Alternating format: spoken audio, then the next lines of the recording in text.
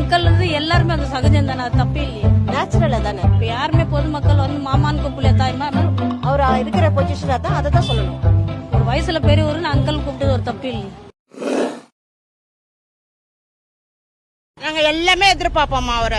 இந்த குடி ஒழியணும், இந்த பெண்களுக்கு பாதுகாப்பு வேணும், இதுதான் நாங்க எதிர்பார்க்கறது. நிறைய பேர் வேலை இல்லாம இருக்குது, கொஞ்சம் வேலைக்கு ரெடி பண்ணி கொடுத்தா கஷ்டப்படுற ஃபேமிலியெல்லாம் கொஞ்சம் எல்லாருமே முன்னேறணும். ஒரே ஃபேமிலியே வரிசையா முன்னேறினேங்கிறாங்களா அவங்க வீட்டு, இது மட்டும் இதுல இவர் வந்தாருன்னா எல்லாருமே பிக்கப் பண்ண மாதிரி இருக்கும். அவர் நல்லா செய்வாரு, நல்லா எதிர்பார்ப்போம் நாங்க. ஆமா, நகைங்கெல்லாம் இப்ப விக்கிற விலைவாசிக்கு எல்லாமே அறுத்துன்னு போறாங்க. இருந்த ஆட்சியில எல்லாம் அப்படி இருக்கு, இப்ப இருக்கு. ஆனா இந்த ஆட்சி வந்தாக்க அதெல்லாம் ஒழிஞ்சு நல்ல மாதிரி வந்தா எங்களுக்கு அதுவே போதும். இப்ப ஒண்ணுமே செய்ய மாட்டாங்க, யாருமே எதுவுமே கேட்க மாட்டாங்க. காவ அடுப்பா வந்தா கூட எடுக்க மாட்டாங்க, ஒரு குப்பை வந்தா எடுக்க மாட்டாங்க, ஒண்ணுமே செய்ய மாட்டாங்க. அதுல என்னமா தப்பு இருக்குது? இருக்கிறது தானே உண்மையா சொன்னாங்க, அதுல என்ன இருக்குது? அவருக்கு என்ன தோணுச்சு அதை கேட்டாரு, நியாயம் தான், நியாயமா தான் இருந்தது. நிறைய பேருக்கு நிறைய நியூஸ் வெளியே தெரியாம இருந்தது. இவர் கொஸ்டின் பண்ணதுனால நிறைய பேர் தெளிவாயிடுச்சு, அதை பார்த்து நல்லா தெளிவாயிடுச்சு. எனக்கே தெளிவாயிடுச்சு நிறைய விஷயம், அதனாலதான் சொல்றேன்.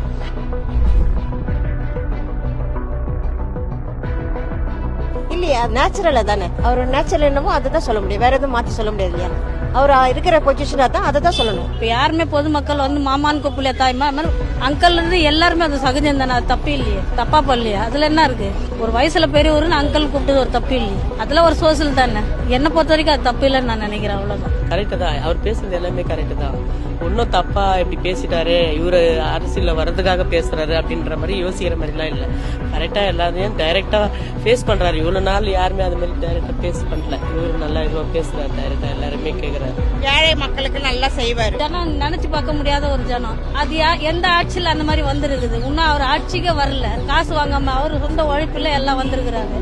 நாங்க எங்க வீட்லயே எல்லாருமே அவருக்கு தான் போடுறதுக்கு இருக்கிறோம், 4 பேரும்.